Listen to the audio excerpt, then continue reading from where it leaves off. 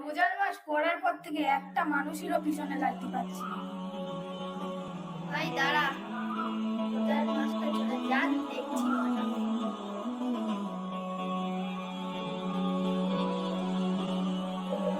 ভাই ওই দেখ, শিকার এসেছে, এবার মজা হবে। কি রোদ বাবা, যাই গিয়ে একটু বসি। এখানে বসে একটু শান্তি পেলাম।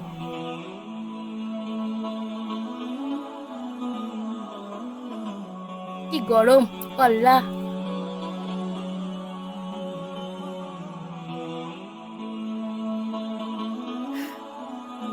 মজা করছো?